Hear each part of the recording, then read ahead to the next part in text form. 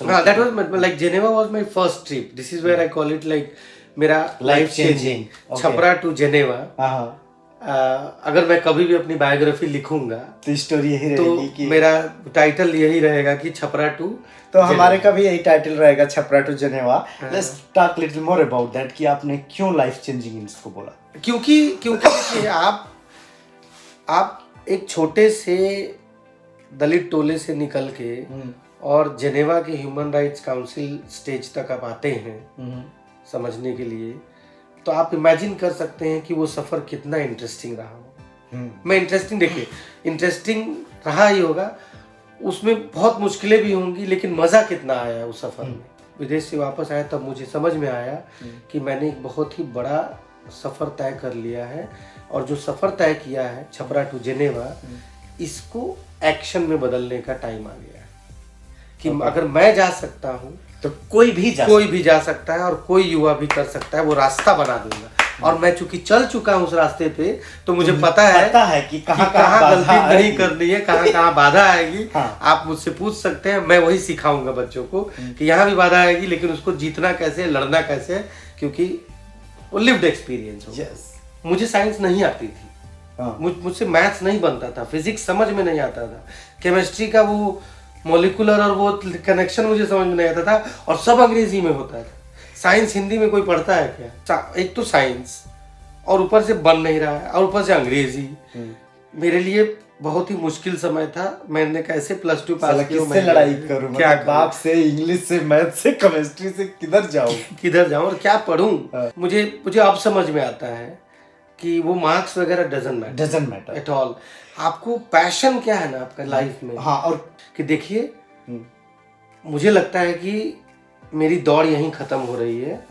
मतलब ऐसा मैंने चिट्ठी में प्रॉपरली लिखा था कि मैं यहाँ बैठ करके समय नहीं खराब करना चाहता हूँ। इत्तेफाक से गांव में मैंने जब ये पढ़ा, जेएनयू एडवर्टाइजमेंट पेपर में देखा, न्यूज में मेरी आंख के आगे अचानक से उजाला हो गया कि शायद मेरा रास्ता मुझे मिल गया। वो जेएनयू का अखबार में छोटा सा एडवर्टाइजमेंट देख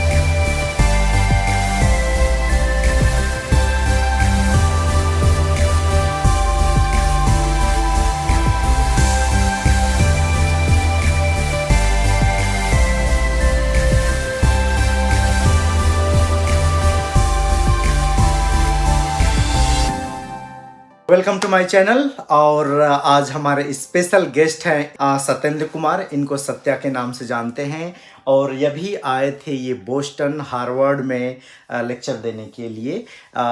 बोस्टन हार्वर्ड में एक कॉन्फ्रेंस थी, इंडियन स्टूडेंट्स द्वारा ऑर्गेनाइज होती है, इंडिया कॉन्फ्रेंस एट हार्वर्ड, जिसमें बहुत तरह के स्पीकर आए थे। सत्येंद्र कुमार भी इसी में आए थे।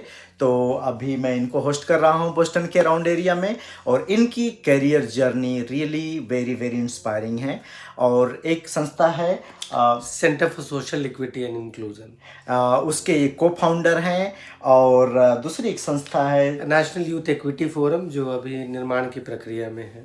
सो हम लोग बहुत बात करेंगे, और क्या काम करें उस पर भी बात करेंगे, और इनकी कैरियर जर्नी रिकॉर्ड करना मेरा one of the very motive था, जो रियली पैशनेट, मतलब क्या बोलते हैं, है अपने काम को लेके, और बहुत ज़्यादा इनकी स्टोरी भी फैसिनेटिंग है।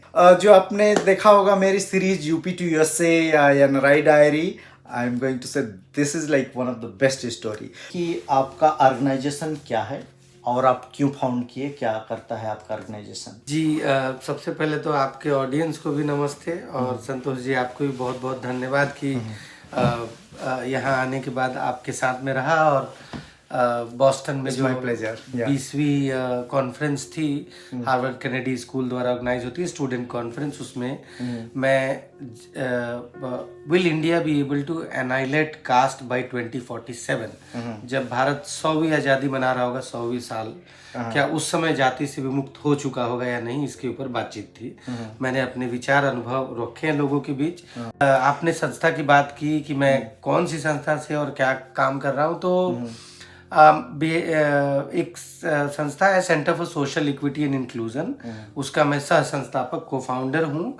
2009 में हमने इसकी शुरुआत की थी और बस काम करना शुरू कर दिया। सो मेन ऑर्गेनाइजेशन का मोटिव क्या था? मैं ये चाहता था कि भारत में जो भी मार्जिनलाइज्ड यूथ हैं, मार्जिनलाइज मतलब जो हाशिए पे रहते हैं, गांव में हैं, गरीब हैं, किसी पिछड़ी जाति से आते हैं, जो भी मार्जिनलाइज्ड यूथ हैं, उनको मौका मिलना चाहिए सबके साथ बराबरी अवसर के साथ आगे बढ़ने का वो मौका निकालना पड़ेगा, क्योंकि मुझे विश्वास है, मैं मानता हूँ कि हर बच्चे में वो टैलेंट होती है, हर यूथ में वो टैलेंट होती है, बस वो मौका नहीं मिलता है सही समय पर। और हमारी संस्था ने हमने ये तय किया कि हम सही समय पे उन मौका को और उस जरूरत को, युवाओं की जरूरत को पूरा करेंगे। स्टार्ट की आपकी जर्नी कैसे थी, कैसे इसमें आए हैं, एंड लेट्स गो बैक कि ये कहाँ से आए हैं, क्या इनकी कंडीशन थी, that is very very inspiring. तो थोड़ा अपने फैमिली के बारे में बताइए कि जब आप छोटे थे, एलिमेंट्री स्कूल में थे, जब पढ़ना शुरू कर रहे थे, तो आपके घर में आपके मम्मी पापा कौन लोग थे, क्या फैमिली कंडीशन थी, क्या एजुकेशन का सिस्टम था, क्या रियलिटी थी, और आप कहाँ से हैं पहले ये बताइए। हाँ, मैं छपरा जिले के मसरख ब्लॉक से 8-9 किलोमीटर अंदर नवादा पंचायत पड़ता है, वहाँ पिलखी, वहाँ से मैं आता हूँ, एक गांव से। अनुसूचित जाति समाज से आता हूँ, अनुसूचित जाति परिवार से आता हूँ। तो और पहली पीढ़ी का हूँ, क्योंकि हमारे माँ बाप शिक्षा व्यवस्था में नहीं थे, हमारे खानदान में कोई नहीं था शिक्षा व्यवस्था में, तो पहली पीढ़ी से आता हूँ। तो आप समझ सकते हैं कि क्या सिचुएशन रही होगी। बहरहाल वो पहली पीढ़ी से निकल के वहाँ से पढ़ाई करते हुए मैंने एक लंबा सफ़र और बहुत मुश्किलों वाला सफ़र तय किया। सो हमारे पिताजी का, मतलब हमारा फैमिली का ट्रेडिशनल ऑक्यूपेशन जो था वो ताड़ी उतारना और बेचना, तड़वान जिसको आप बोलते हैं, तो वही ऑक्यूपेशन था आपका, फैमिली ऑक्यूपेशन था। उस समय छोटे स्तर पे भी होगा, जैसे वो था फैमिली ऑक्यूपेशन, मतलब एक तो वो चलता था और उससे जो भी पढ़ाई हम लोग कर रहे हैं या घरों की जो सपोर्ट थी उससे चलती थी। और मजदूरी करते हुए मैंने, मतलब पिताजी माताजी को देखा ही है, वो लोग उससे कुछ पैसे आ जाते, मतलब वो तो यही हमारा भी सिचुएशन था कि भाई थोड़ा घर का काम ये करो, उससे नहीं हो रहा थोड़ा मजदूरी करो, जहाँ से भी कुछ मिल जाए तो घर में खर्चा पानी है आप लोग। तो हम लोग टोटल 9 भाई बहन है, 3 भाई और 6 बहनें हैं। मैं सबसे छोटा, भाई में सबसे छोटा, और हमारी 6 बहनों में 5 बहनें एक तरह से स्कूल कंप्लीट नहीं कर सकी हैं। एक बहन ने पूरी पढ़ाई की है, और जिसको मैंने भी सपोर्ट किया था अपने जब आप जब आगे आ चुके थे, तो आज वो शिक्षक भी है, स्कूल में पढ़ाती है, और बाकी बहनें भी हैं। लेकिन आदर्श के तौर पे तो मैं अपनी एक बहन को आगे निकाला हूँ, तो एक वो है। बाकी 2 भाई हम लोग निकल पाए, और तीसरे एक भाई का देहांत हो गया, वो नहीं है। बाकी 2 हम लोग हैं। और सो आपका प्राइमरी एजुकेशन कैसा था, किस स्कूल में पढ़े हैं, क्या फैसिलिटी थी, और पढ़ने में कैसे थे? देखिए गांव से आते हैं तो शुरुआत तो वहीं हुई, पहले तो कि सरकारी स्कूल में जाना है, पढ़ना है। और मुझे याद है कि 1-2 साल मैं गया भी स्कूल में, लेकिन स्कूल में पढ़ाई जो होती है वो नाम मात्र की होती है, और जो व्यवस्था है, जो सामाजिक व्यवस्था होती है ना, जाति की जो भी, वो स्कूल में भी दिखती है साफ साफ। वो बहुत दिखती आप कहाँ बैठेंगे, आप कितनी देर पढ़ेंगे, आपको क्या पढ़ाया जाएगा, आपको क्या करवाया जाएगा, आपको कितना ध्यान दिया जाएगा, ये सब डिपेंड करता है कि आप किस जाति से आते हैं। इतना आसान नहीं होता है। तो वो तो प्रक्रिया थी ही, लेकिन हमको ये पता था कि गांव में रह के पढ़ाई तो नहीं होने वाली है, हमको गांव छोड़ना पड़ेगा। बट क्लास 5 में कैसे छोड़ पाएंगे अभी आप? हाँ, तो मतलब मेरा एक मानना था कि मेरे जो बड़े वाले भैया थे वो रक्सौल एक शहर है, शहर में रहते थे, तो मैं हमेशा ये सोचता था कि गांव से निकल के अगर मैं शहर चला जाऊंगा ना तो पढ़ लूंगा, ऐसा हमको लगता था। और वही हुआ। हालांकि बहुत मुश्किल से बहुत निकला मैं, प्राइमरी में आप निकले या मिडिल स्कूल? प्राइमरी में 5वीं मतलब 3 क्लास तक मैं वहाँ गांव में था। 3 या 2 क्लास तक। उसके बाद फिर मैं वहाँ से निकल गया। तो जहाँ भाई साहब रहते थे वहीं रह के आपने वहाँ पे पढ़ाई शुरू की, पढ़ाई की वहाँ पे। और 10वीं मैंने वहीं से कंप्लीट करी। 10वीं में कैसे स्टूडेंट थे आप? 10वीं में मैं मतलब 10वीं मैं भाई फेल था, मतलब ग्रेस मार्क वाला हूँ। देखिए 10वीं सर भाई नहीं, खुल के बताइए। 10वीं तक एक ही टारगेट होता था और हमने वही किया कि भाई फर्स्ट डिवीजन होना है। तो फर्स्ट डिवीजन मैं करने के लिए बहुत मेहनत किया था, क्योंकि मुझे लगता था कि अगर फर्स्ट डिवीजन आ जाऊंगा तो ये दुनिया बदल जाएगी, सब कुछ ठीक हो जाएगा। तो 61% मार्क्स आया, थोड़ा ज्यादा फर्स्ट डिवीजन, लेकिन फर्स्ट डिवीजन ले आया, जो कि मेरे भैया और पिताजी और सबके लिए एक इंस्पिरेशन था कि खानदान में पहली बार कोई फर्स्ट डिवीजन आया है। और अब पहली पीढ़ी का भी अब लगता है कुछ हो जाएगा। अच्छा, ऐसा उम्मीद जग जाता ना कि एक लड़का निकल गया तो ऐसे ही होता है, सब उम्मीद जगा लेते। तो वही हुआ था हमारे साथ भी। तो पहली 10वीं कैसे वहां से कंप्लीट किया था, और फिर 12वीं मैंने सेंट कोलंबस कॉलेज हजारीबाग से किया। तो फर्स्ट पहले तो इंटर करना था, मतलब +2। अच्छा, प्लस 2 वहां से नहीं किए थे, प्लस 2 हजारीबाग से किए थे। सो प्लस 2 में आपका साइंस था, आर्ट था, क्या था?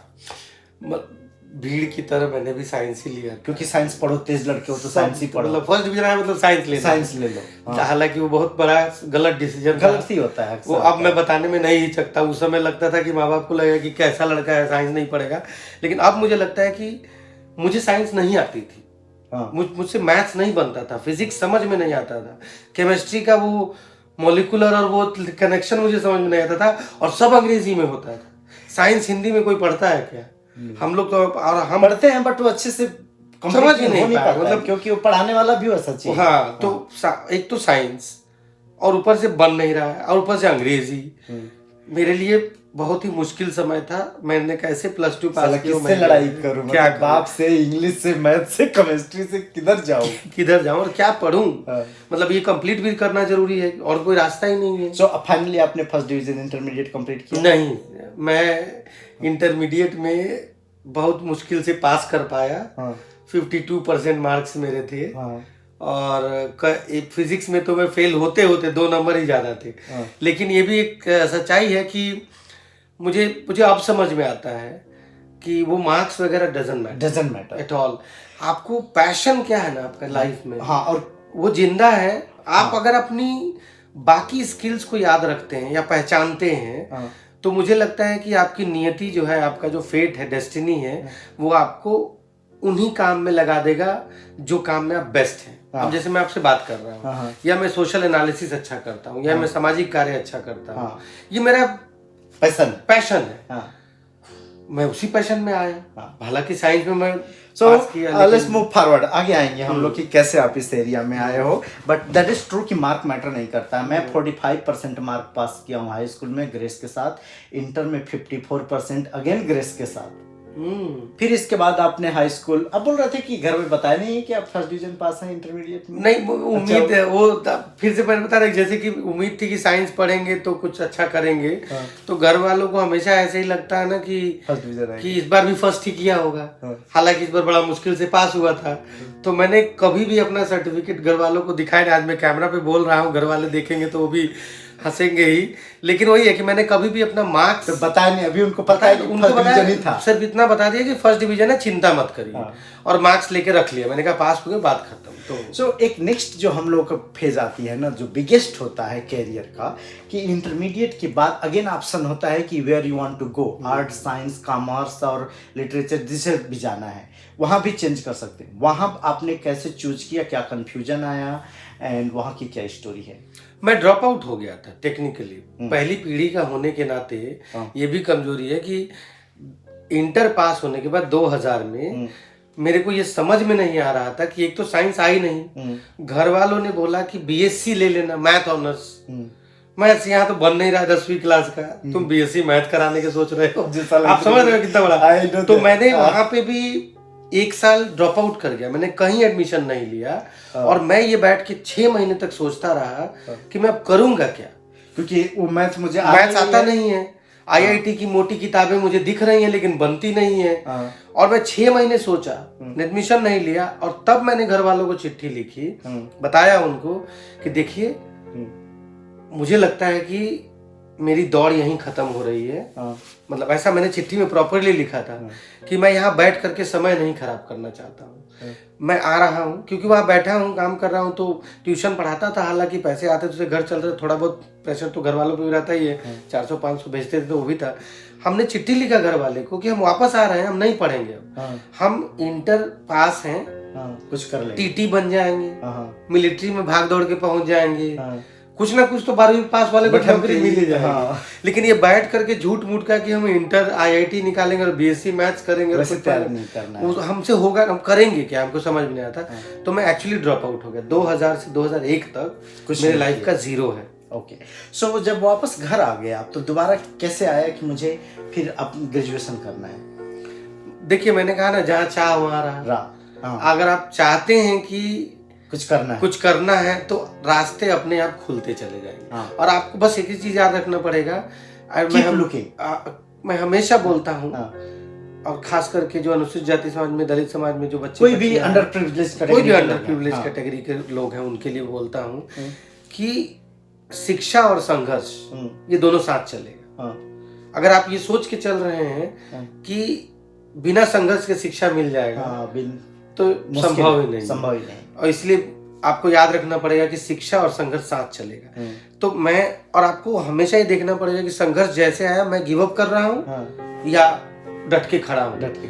हम गिव अप जल्दी कर जाते हैं। Never give up, just stand on the feet, से मुझे ये करना है, रास्ता खुलेगा, थोड़ा वेट करो, थोड़ा समय दो। मैं भी यही सोच रहा था कि ग्रेजुएशन करूंगा, जरूर करूंगा, कहाँ से करूंगा मुझे नहीं पता था, लेकिन इत्तेफाक से गांव में मैंने जब ये पढ़ा, JNU एडवर्टाइजमेंट पेपर में देखा, न्यूज में मेरी आंख के आगे अचानक से उजाला हो गया कि शायद मेरा रास्ता मुझे मिल गया है। वो JNU का अखबार में छोटा सा एडवर्टाइजमेंट देख पढ़ा मैं, क्योंकि एडवर्टाइजमेंट इसलिए देखते थे क्योंकि जरूरी था कि आप उस टाइम पे एडवर्टाइजमेंट में सबका नौकरी भी आती थी, तो आदमी देख सेक्शन ही रहता, एम्प्लॉयमेंट की तरह रहता था। तो देखा तो मेरी आंखें खुली, मैंने कहा यार तो मेरे रास्ता निकल गया। और वहां से फिर तो क्या लगा कि उसमें क्या है?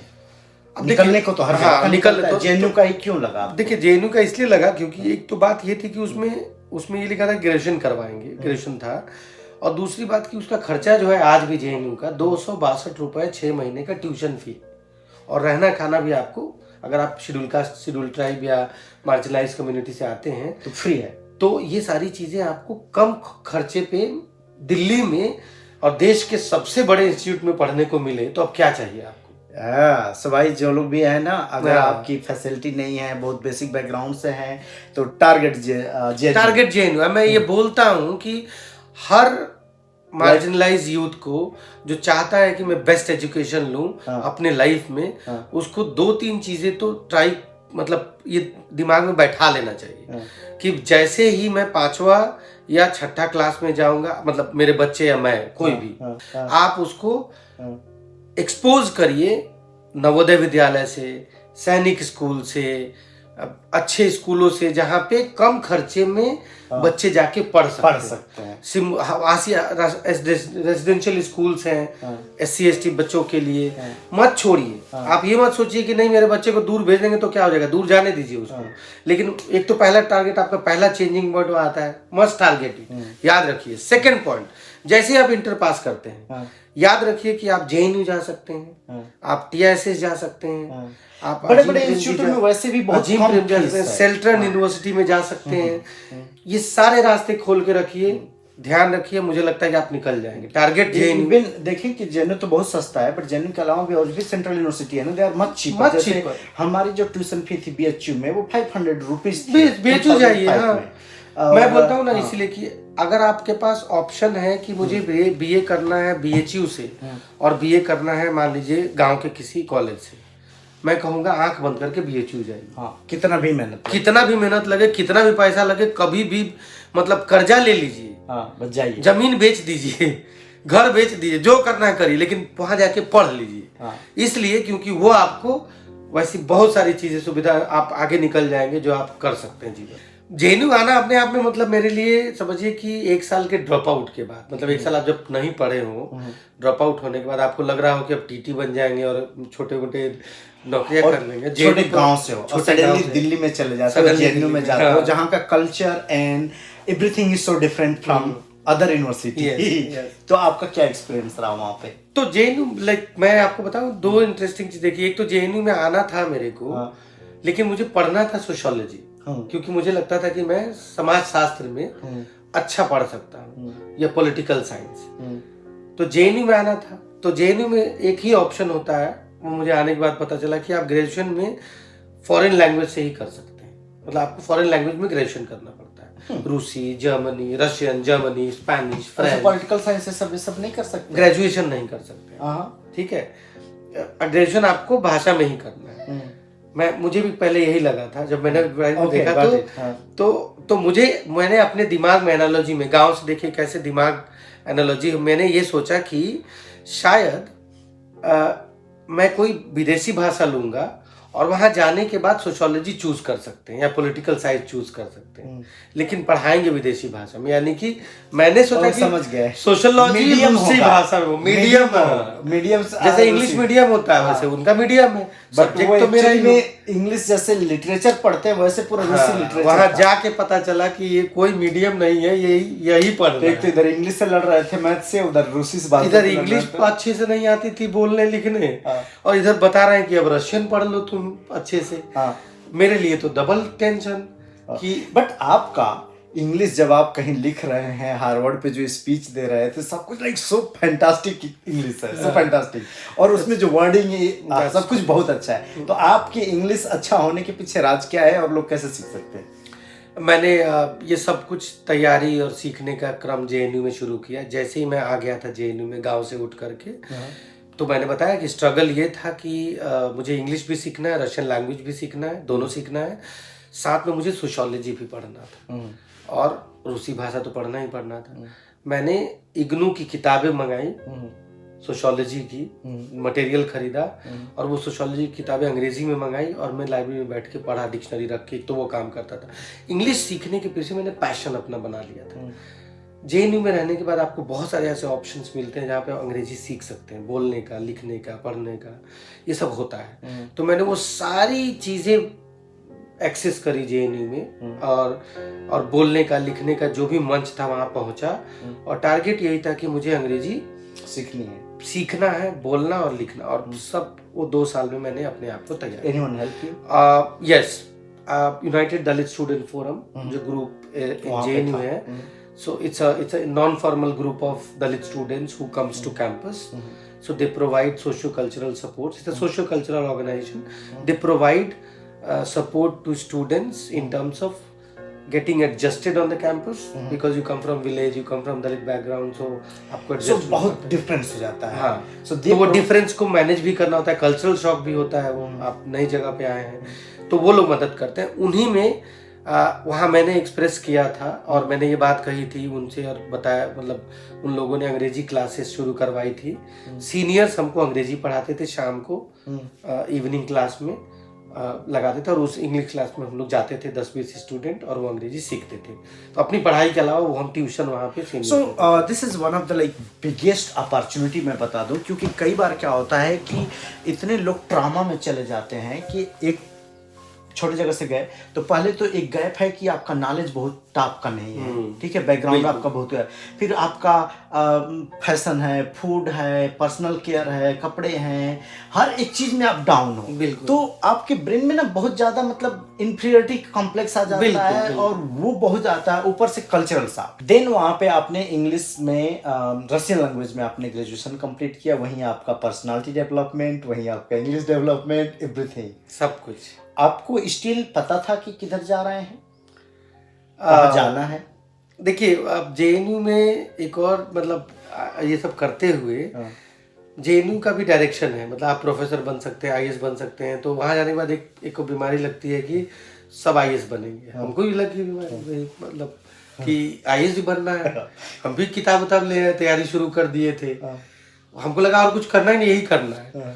लेकिन एक बात हमने जेएनयू में नहीं छोड़ा था, वो ये चीज़ थी कि मैंने अपने आप को वो हर चीज करने के लिए उकसाया जो मुझे करना चाहिए, चाहे वो UDSF जो यूनाइटेड दलित स्टूडेंट फोरम में स्टडी सर्किल शुरू करके बच्चों के मतलब बाकी युवाओं से जुड़ना हो या सीखना हो, वो काम करना हो, या फिर जो पॉलिटिकल पार्टी के स्टूडेंट विंग है जैसे ऑल इंडिया स्टूडेंट एसोसिएशन आइसा, मैं उसका मेंबर भी रहा, उसके बैनर में इलेक्शन भी लड़ा, JNU में इलेक्शन भी लड़ा, मैं सेंट्रल कमेटी मेंबर भी रहा, लाइब्रेरी में काम भी किया, अंग्रेजी भी सीखी, भाषणबाजी भी किया, प्रोटेस्ट किया, पढ़ाई की। JNU के सारे एंगल को JNU के जितने भी प्लेटफॉर्म थे मैंने सब इस्तेमाल किया कि how to use opportunity and that was my aim. Exploited the best. हाँ, and after that I knew that कि मैं भी UPSC की तैयारी करूंगा, मैं भी कुछ कर लूंगा, ऐसे ही पढ़ता जाऊंगा। लेकिन एक बात मुझे बहुत मेरे दिमाग में बैठ गई थी कि मुझे कुछ ऐसा करना है जिससे कि मेरे जैसे लड़के जो गांव से उठ करके आना चाहते हैं, पहली पीढ़ी के बच्चे युवा, उनको कुछ रास्ता दिखे। ये करना था। ये करने के कई तरीके हो सकते थे। So कि मैं इस तरह आया हूं तो मेरे साथ और भी कोई आ सकते हैं, बहुत आ सकते हैं। That was your motivation. That was like wonderful. That I will do something so that many more young people and children from the first generation will be able to enter into education system and do well. Okay. मतलब बहुत चाहिए। और उसके पीछे reason ये भी है कि आपको ऐसे हजारों रोल मॉडल चाहिए। हाँ। और कौन बनाएगा उसको? तो मैं बोला कि मैं जो भी कुछ करूंगा वो बनाऊंगा वो। अब UPSC करता या कुछ भी करता वही करता, लेकिन हालांकि UPSC तैयारी भी आज के देश में लग्जरी है। भाई आप जानते हैं, मतलब it's not easy to get, it's not easy to वहाँ पे रहना, और खासकर हम जो लोगों के लिए, क्योंकि घर से प्रेशर आते रहता है, ग्रेजुएशन अब हो गया, अब नौकरी कर लो, अब तो काम करो, अब कितना दिन पढ़ोगे, अब कौन सा पढ़ाई करोगे, तो काम भी करना था। तो मैंने चूज किया मतलब कि मैं दूसरे एग्जाम्स भी दूंगा। JNU का काम, JNU को 3 साल में मुझे जितना लेना था उतना ले चुका हूँ। अब यहाँ पे बहुत कुछ नहीं है, और जितना मेरा कंट्रीब्यूशन हो सकता था, शायद मुझे लग रहा था कि हो गया। अब ज्यादा दिन रहूंगा तो भी अच्छा करूंगा, लेकिन जरूरत नहीं है। तो मैंने IIMC का एग्जाम दिया था, Indian institute of mass communication, जो JNU के जर्नलिज्म वाला, एडवर्टाइजमेंट इन पब्लिक रिलेशन का एग्जाम दिया था हिंदी में। उसमें मेरा सिलेक्शन हो गया था 1 साल के डिप्लोमा कोर्स के लिए। और मैंने TISS, Tata institute of social sciences, Mumbai का फॉर्म भरा था मास्टर इन सोशल वर्क के लिए, और ये दोनों जगह मेरा सिलेक्शन हो गया था। As soon as I finished my graduation in JNU, I got these 2 opportunities and I decided to join. I decided to move JNU से। JNU में एक और बात, कहावत हम लोग कहते हैं ना कि JNU में केंद्रीय विद्यालय प्राइमरी स्कूल से लेके एंड तक है, मतलब हायर एजुकेशन तक है। कई लोग वहां जाकर के वहीं बस जाते हैं, निकलते नहीं, मतलब बहुत लंबा रहता है। मतलब BA किया, MA किया, MPhil किया, PhD किया, प्रोफेसर बन गया, फिर वहीं शादी। तो मतलब मैं वो नहीं चाहता था, मैं चाहता था कि वहां से निकलना है। तो वहां से मैं TISS पहुंचा, और TISS में मुंबई वो इसलिए चूज किया क्योंकि वो 2 साल का मास्टर डिग्री था, और डिप्लोमा जो बाकी IDNPR। सो आप TISS में सोशल साइंस के लिए गए? TISS में master in social work. Social work, हाँ, सोशल वर्क में मास्टर होता है वहाँ पे। Can you tell me something more about the TISS, जिनको पता नहीं है? यस, तो TISS भारत का, जैसे JNU भारत का सबसे प्रतिष्ठित, सबसे टॉप संस्थान है, उसी तरीके से TISS जो है सामाजिक कार्यों में, सामाजिक क्षेत्र में, और हमारे टाइम से, और अब तो बढ़ गया थोड़ा सा, और हेल्थ और HR के लिए भारत में टॉप यूनिवर्सिटी मानी जाती है। सोशल साइंस एंड HR में, सोशल साइंस में सब टॉप का इंस्टीट्यूट है वो। और वहाँ पहुँचना अपने आप में मेरे लिए भी प्रिविलेज था। बहुत सौभाग्य की बात थी कि मैं JNU जैसे टॉप इंस्टीट्यूट से निकल के फिर एक और दूसरे टॉप इंस्टीट्यूट में पहुँच रहा हूँ। और उसका नेशनल लेवल पे टेस्ट होता है? नेशनल टेस्ट होता है, यस। और जो एग्जाम क्लियर करते हैं उन्हीं को selection. So anyone who want to go in like Makkah in social science, go to TISS. Go to TISS, target TISS. Yes. That's the toppest. Yeah. Though you can do in Delhi School of Social Work or other state level social work, but I would say don't do that. Target TISS. Get the best. Get the best out of it. Now, Ajim Premji University also having those courses. Go for the best. Yeah. Don't compromise with the. So थोड़ा सा. वहाँ पे आपका motive क्या था master in social work choose करने का? आपको वहाँ पे क्लियर हो गया था कि now I have to be a role model, you have to do some social work, तो ये क्लियर हो गया था आपको वहाँ पे? हाँ, पहले तो था कि प्रैक्टिकल कोर्स है, प्रोफेशनल कोर्स है, मैं पहले तो था कि जॉब लग जाएगी तुरंत, ये तो सोचता है, इमीडिएट सोच तो यही था कि क्योंकि ये प्रोफेशनल कोर्स है, कैंपस प्लेसमेंट होता है। हाँ, वहाँ से सोशल साइंस में सोशल साइंस हायर करता है। बहुत सारे एनजीओ हैं देश में जो हायर करने के लिए पहुंचते हैं वहाँ पे। सो सब पहुंचते हैं, कैंपस प्लेसमेंट होता है। तो ये तो तय था कि 2 साल कुछ करूंगा तो नौकरी तो लगनी है।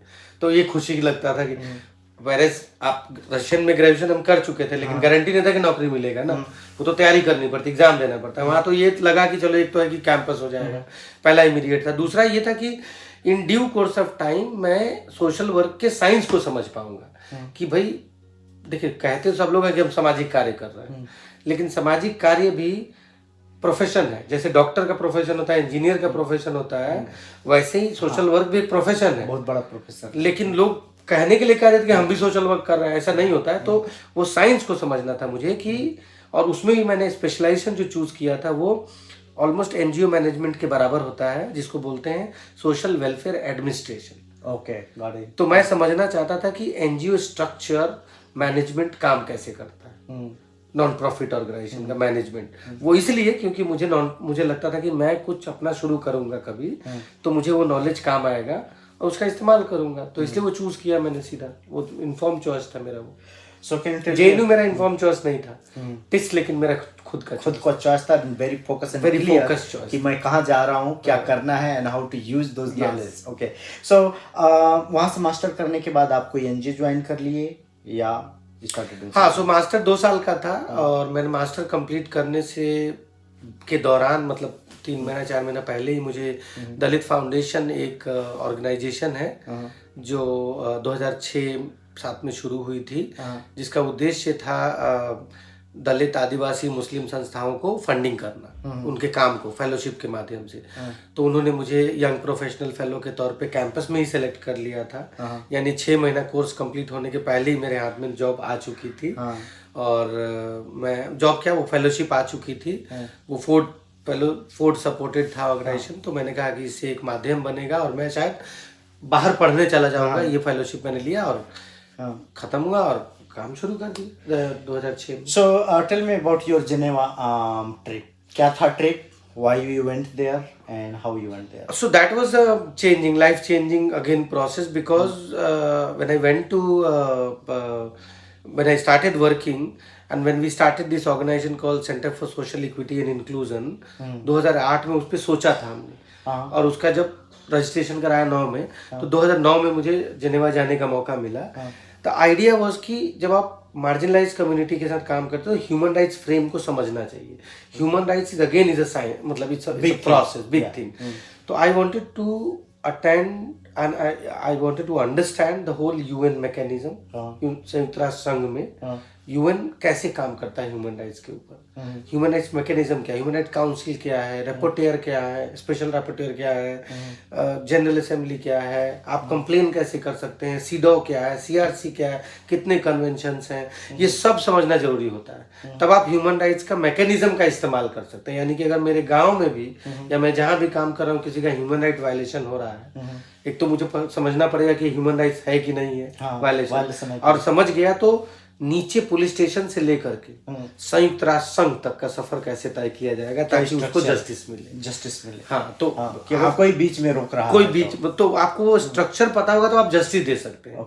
मतलब पुलिस स्टेशन से लेकर के संयुक्त राष्ट्र संघ तक। तो मुझे लगता है कि वो स्ट्रक्चर में समझा, और वो यूएन में गया मैं, और वहाँ पे ह्यूमन राइट काउंसिल में समय बिताया मैंने। सो वहाँ पे फेलोशिप थी, कोई डिप्लोमा प्रोग्राम था, कितना टाइम स्पेंड किए? It was an internship process. Internship था जो पैक्स रोमाना एक ऑर्गेनाइजेशन जिसने मुझे दिया था ये internship, and it was a 6 months internship program, but then it went almost like 8 months 9 months learning। तो जेनेवा में वो लोग क्या आपको ट्रेनिंग दे रहे थे? So we used to attend human rights councils की मीटिंग, और जो भी मैकेनिज्म है, क्योंकि Geneva is the hub of, it's a headquarter of संयुक्त राष्ट्र संघ। So everything is there, office of high commissioner, everything is there. So हमको वो सारी चीजें सिखाई गई कि भाई यूएन काम कैसे करता है, और वहां रह के काम करो।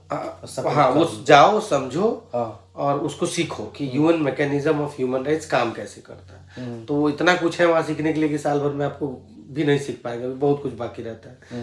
तो काफी इम्पोर्टेंट। So then Geneva से you got returned back to Delhi for your social. that was like Geneva was my first trip. This is where I call it like मेरा life changing Chhapra to Geneva.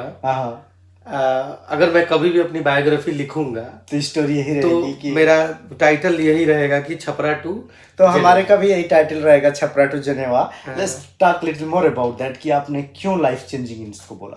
क्योंकि देखिए, आप एक छोटे से दलित टोले से निकल के और जेनेवा के ह्यूमन राइट्स काउंसिल स्टेज तक आप आते हैं समझने के लिए, तो आप इमेजिन कर सकते हैं कि वो सफर कितना इंटरेस्टिंग रहा होगा। मैं इंटरेस्टिंग, देखिए इंटरेस्टिंग रहा ही होगा, उसमें बहुत मुश्किलें भी होंगी, लेकिन मजा कितना आया उस सफर में, वो कितना हमने सीखा होगा उस सफर को। ये अपने आप में एक किताब है। मैं उसको इसलिए मैं उस लाइफ को 2000 मतलब मेरा जन्म जब से हुआ तो और 2009 तक एक पूरा चैप्टर मेरे लाइफ का कंप्लीट हुआ, सर्किल कंप्लीट हुआ।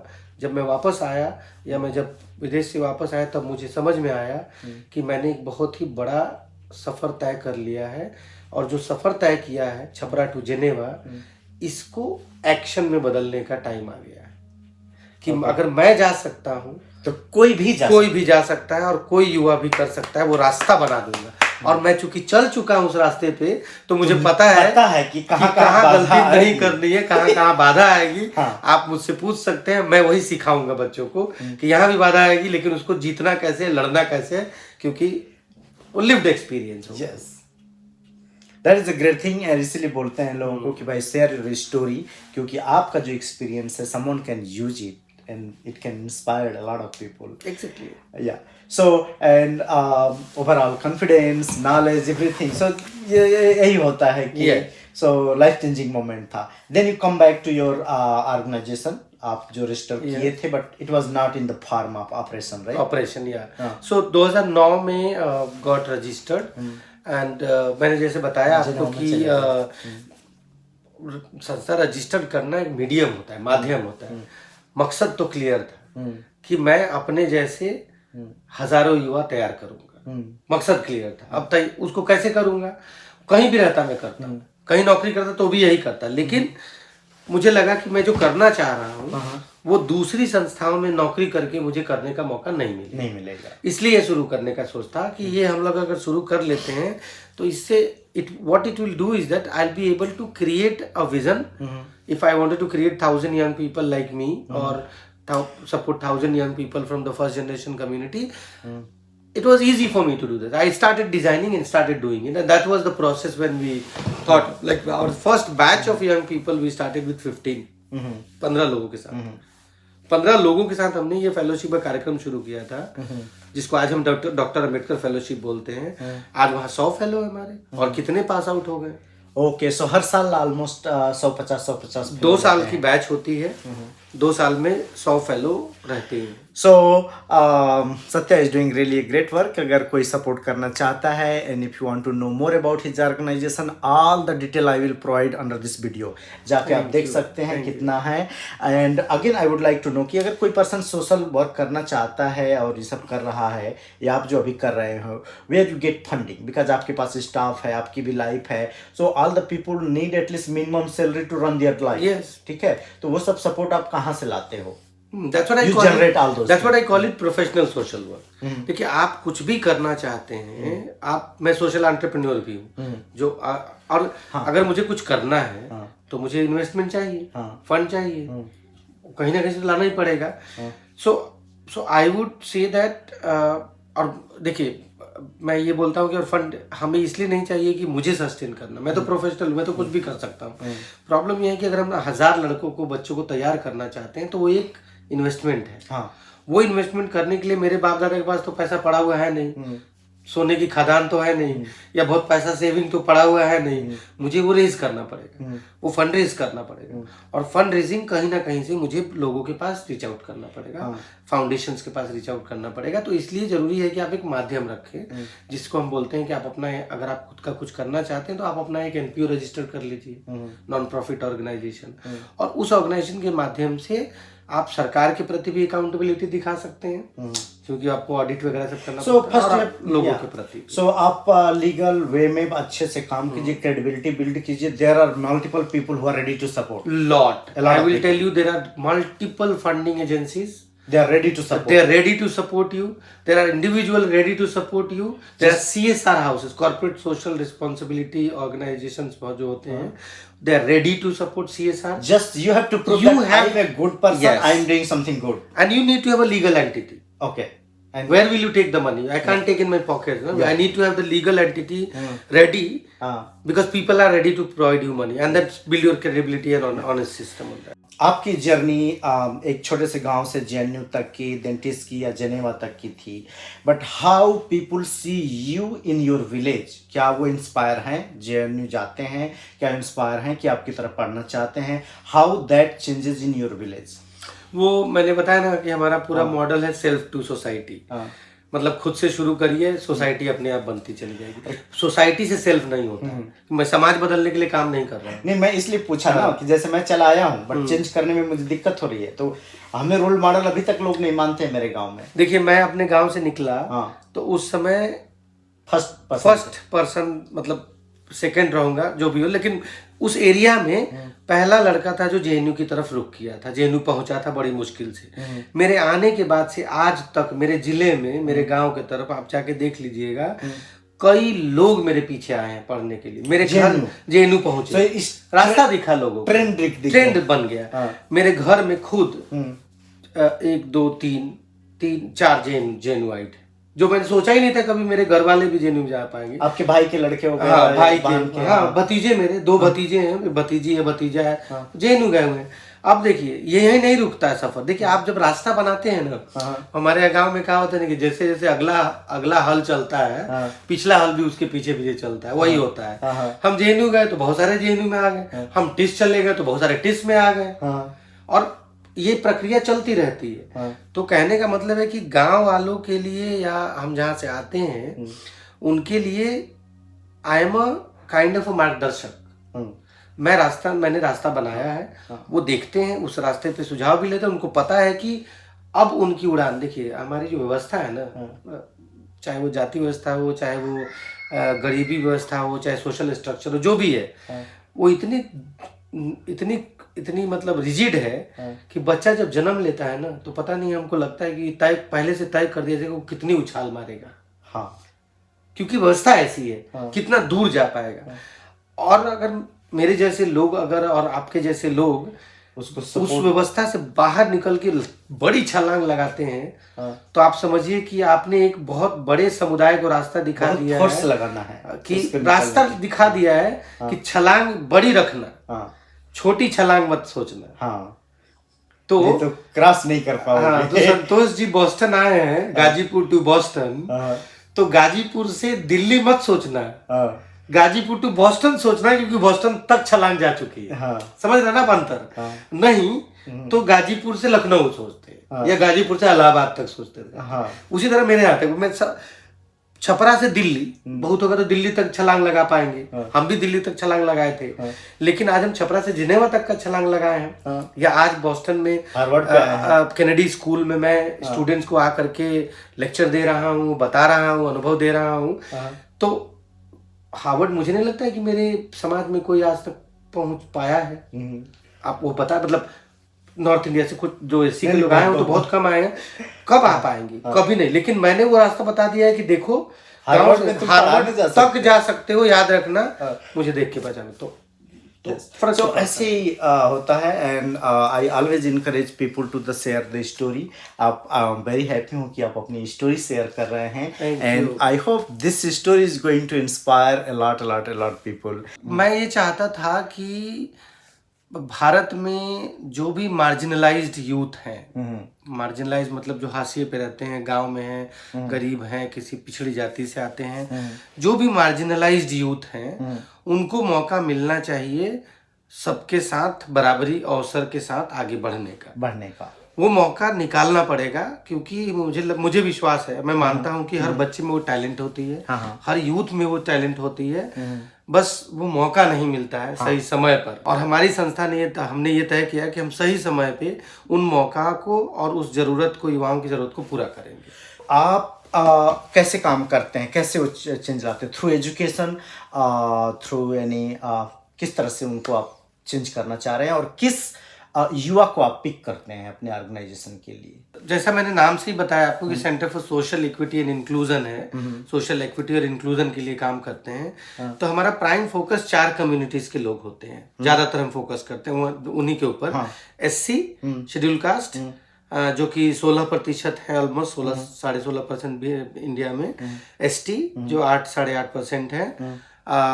मुस्लिम्स, जिसमें कि मुस्लिम में भी जो दलित मुस्लिम्स हैं, गरीब मुस्लिम्स हैं उनको, और फिर nomadic tribe, NT-DNT, nomadic tribe and D notified tribe की, ये चारों की पॉपुलेशन आप जोड़ेंगे तो 42-43% हो जाता है। तो हम ऐसे बच्चों को जो पहली पीढ़ी के हैं इस समुदाय के, उनको आइडेंटिफाई करते हैं। और फेलोशिप, हमारा फेलोशिप का नाम है डॉक्टर अम्बेडकर फेलोशिप। तो डॉक्टर अम्बेडकर फेलोशिप में उनको जोड़ते हैं। और उनको तो किसी भी बच्चे को देते हैं, या जो बच्चे रियली पुअर से हैं, जैसे ये सब कैटेगरी में भी कुछ बच्चे रिच हैं, चाहे सिटी के पास से हैं या कोई रिमोट एरिया से, विलेज से हैं, ट्राइबल एरिया से हैं, आप किसको पिक करते हैं? जैसे मैं बोलूँ कि मेरे घर से कोई पिक करो, हमारी क्राइटेरिया बिल्कुल साफ है। पहली पीढ़ी के जो युवा हैं, जिनको कोई जिनके घर में कभी शिक्षा नहीं पहुंची, ओके गॉट इट, तो जिनके माँ बाप नहीं पढ़े हैं, कोई नहीं पढ़ा है, वो पहली बार स्कूल, हाई स्कूल या कॉलेज जाने की कोशिश करते हैं। दैट इज तो क्राइटेरिया बिल्कुल साफ रहता है कि हम गांव में जाते हैं, टोलों में जाते हैं, किसी भी बस्ती में जाते हैं, शहर हो चाहे गांव हो, और वहां पे यही चीज खोजने की कोशिश करते हैं कि पहली पीढ़ी का कौन है जो इनके पहली बार पढ़ाई कर रहा है। पहली बार पढ़ाई अगर हम पढ़े लिखे हैं तो हमारे बच्चे को हम नहीं पढ़ा तो हमारे प्रॉब्लम है, हम नहीं। That is good thing. तो पहली पीढ़ी के युवाओं को, किशोर किशोरियों को, बच्चों को ही हम चुनते हैं और उनको सपोर्ट करते हैं। सो आप फेलोशिप देते हैं, मीन्स उनको पर मंथ कुछ पैसा होता है? यस, देखिए सबसे बड़ी बात है कि पहली पीढ़ी के जो यूथ हैं, जरूरी है कि वो एजुकेशन सिस्टम में बने रहें। और इतनी दिक्कतें होती हैं एजुकेशन सिस्टम को लेकर के कि वो कभी भी ड्रॉप आउट हो सकते हैं। उसको मैं ड्रॉप आउट नहीं बोलता हूँ, पुश्ड आउट। मतलब शिक्षा व्यवस्था ऐसी है कि दे विल पुश्ड आउट। शिक्षा व्यवस्था आपको पुश आउट करती है कि आप स्कूल में ज्यादा दिन टिके नहीं। तो हमको ये सबसे पहले इंश्योर करना पड़ता है कि जो भी युवा साथी हमारे साथ जुड़ेंगे वो ज्यादा दिन तक पढ़ाई करें, कम से कम ग्रेजुएशन कंप्लीट करें, क्योंकि ग्रेजुएशन मिनिमम स्टैंडर्ड है अगर आप रिजर्वेशन का बेनिफिट भी लेना चाहते हैं, मतलब अच्छे से इस्तेमाल करना चाहते हैं।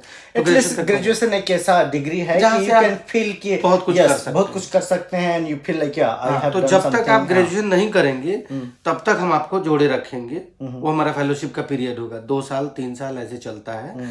और उसमें आपको हम फेलोशिप देते हैं। फेलोशिप यानी कि स्कॉलरशिप देते हैं। हमारा मानना है कि जब आप पहली पीढ़ी के युवाओं को उठाते हैं शेड्यूल कास्ट, शेड्यूल ट्राइब की कम्युनिटी से, तो सबसे पहले उनको घर से आजाद करना पड़ता है। तो 2 या 3 साल के लिए फेलोशिप देते हैं, जो कि स्कॉलरशिप की तरह ही होता है, ताकि वो अपनी पढ़ाई का खर्चा उठाते रहें, घर वालों पे डिपेंड न रहें। और हम उनको 2 साल में, हमारे पास एक मॉड्यूल है जो हमने इंटरनली बनाया हुआ है कि आप 2 साल के अंदर self society to governance, self to society to governance, मतलब खुद से समाज, समाज से सरकार, यही तरीका है। तो खुद को पहले तैयार करिए। 21st सेंचुरी स्किल्स है, इंग्लिश लैंग्वेज है, बहुत कुछ है सीखने के लिए। अपने सामाजिक स्तर को समझिए, समाज को समझिए, एनालिसिस समझिए, और फिर सोसाइटी को समझिए। और फिर ये दोनों समझ जाते हैं सोसाइटी में तो पे बैक टू कम्युनिटी। कुछ और अपने साथ 20-25 लड़कों को, बच्चों को पढ़ाइए, जोड़िए पढ़ाइए। जो आप पैसा देते हैं तो उसका वो लोग अपने घर पे रह के यूज करके पढ़ाई करते हैं, या किसी सिटी में रह के जाके वो लोग पढ़ते हैं? वो कैसे पैसे का यूज करते हैं स्कॉलरशिप का? 2-3 हज़ार महीना रहता है, कैसे रहता है? हाँ, तो 2000 से लेकर के 3,500 तक जाता है वो जनरली। बेस्ड ऑन कहाँ पे है, बेस्ड ऑन कहाँ पे है, किस क्लास में है। इनफैक्ट 2000 नहीं, मतलब 1000 से लेकर के 3-3,500 तक जाता है। आप किस क्लास में है, कितनी जरूरत है, वो डिपेंड करता है।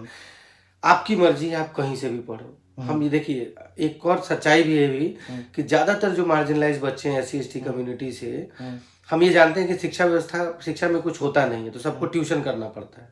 हमारे बच्चे भी ट्यूशन करते हैं। सवाल ये है कि हम बोलते हैं कि आप ट्यूशन करो चाहे जो भी करो, जो पढ़ो बेस्ट पढ़ो। कोचिंग करना है कोचिंग करो, ये पैसे हैं इसका इस्तेमाल करो। तो महीने का अगर 2000 दे रहे हैं तो 24,000 साल का जा रहा है, इसका इस्तेमाल करो पढ़ाई में। और जो आप एक्स्ट्रा करिकुलर मॉड्यूल जो बनाए हैं जिसमें कि इंग्लिश है, पर्सनालिटी है, कम्युनिकेशन है, क्रिटिकल थिंकिंग, ये सारे एक्स्ट्रा सर्टिफिकेट आप देते हो।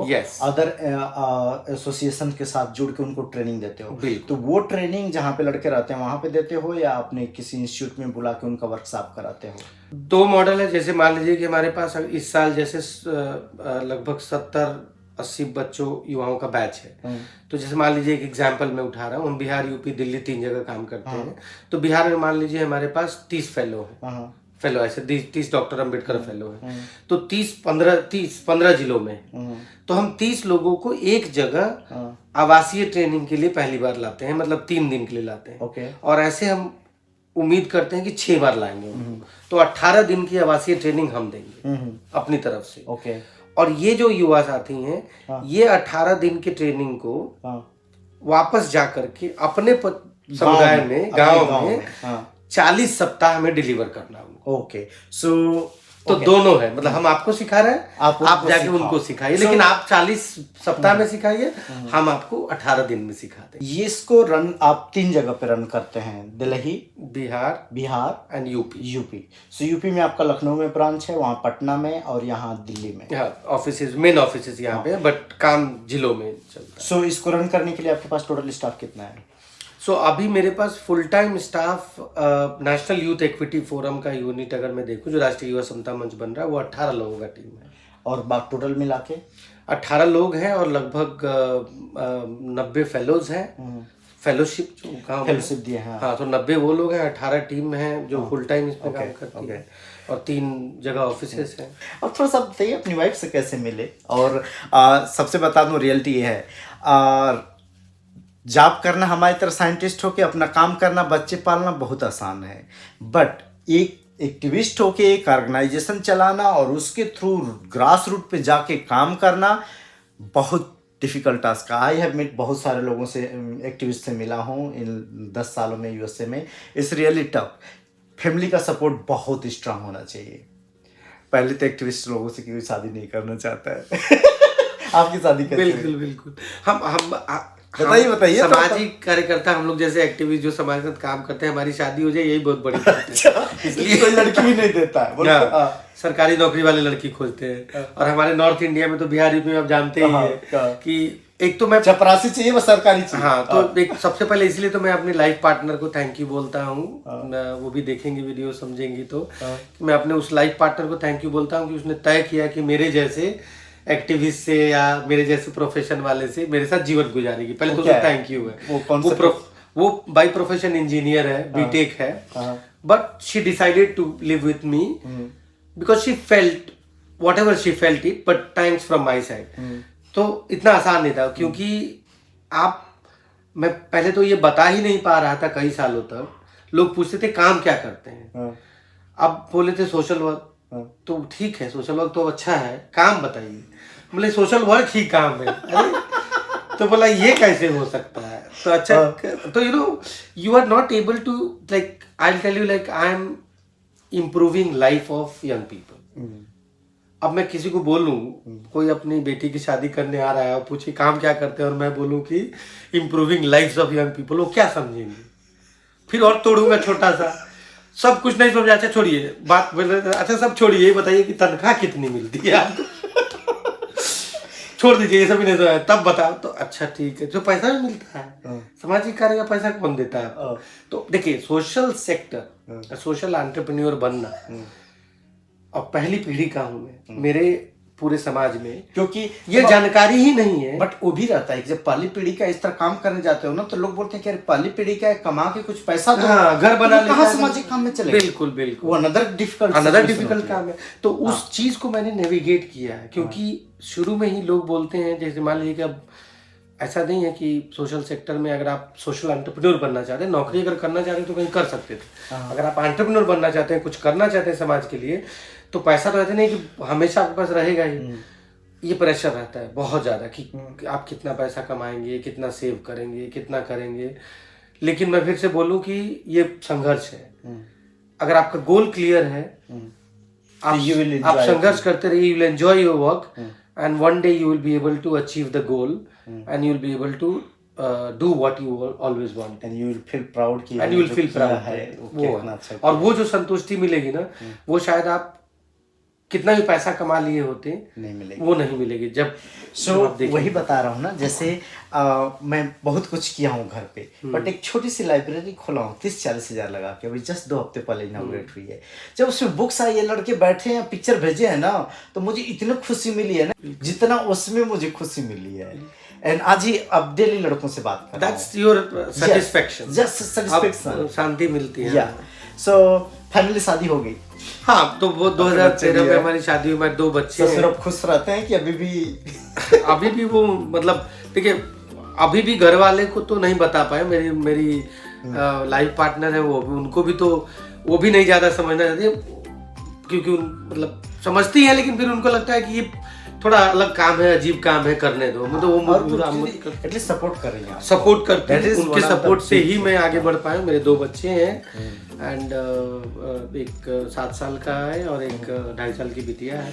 सो इनका लिंक्डइन, ट्विटर, फेसबुक सब प्रोफाइल रहेगा इस वीडियो के नीचे। कोई भी इनसे कांटेक्ट करना चाहता है, कांटेक्ट कर सकता है। आपके जानने में कोई पर्सन ऐसा रिमोट एरिया से जिसके घर में कोई पढ़ा लिखा नहीं है, आप चाहते हैं हेल्प करना, ये वीडियो उनके तक पहुंचा सकते हैं, उनको इनके ऑर्गेनाइजेशन से कनेक्ट करा सकते हैं। इनका ऑर्गेनाइजेशन उसको फेलोशिप दे सकता है। नेशनल यूथ एक्विटी फोरम याद रखें, आप गूगल कर सब हम डालेंगे, इसमें लिंक रहेगा, आप देख सकते हैं। जो भी बच्चों को पढ़ना है, पढ़ना चाहते हैं, उनके अंदर ललक है, कुछ सपना देखना चाहते हैं, जोड़िए, मुझसे बात करिए। सबसे मेरे और भी फेलोज हैं, उनसे बात करिए और उनको सपोर्ट करिए। So thank you for watching and see you in the next video. अगर वीडियो अच्छी लगी तो जस्ट लाइक दबाइए, सब्सक्राइब कीजिए एंड मोस्ट इम्पॉर्टेंटली ये सब वीडियो जब किसी के साथ शेयर करेंगे, that is going to help someone.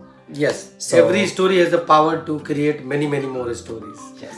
So share it well and share with everybody, and especially with the young people who always first generational young people. I always say first generation young people who wants to study and do well so that they can become role model for their own community. ऐसी छलांग लगाइए कि छपरा से जनेवा तक, Harvard तक, सब जगह पहुंचिए। Exactly. Yeah. I'm really thank you for the people who connected me. Thank and you. Yes, so I'm very good part of like this. And I also say that thank you very much Santosh for hosting me, because आपके साथ और कंचन जी के साथ और आपके 2 बच्चों के साथ मैंने जो समय बिताया है, ये मेरी लाइफ का हिस्सा बनने जा रहा है और आप हमारे लाइफ का हिस्सा बने, तो ये उसके लिए बहुत धन्यवाद। पहले दिन यही बोला कि हम बहुत ज़्यादा अभी चेंज तो नहीं कर पा रहे हैं, बट जो चेंज कर रहे हैं लोग, हम उनको सपोर्ट कर सकते हैं। Thank you very much.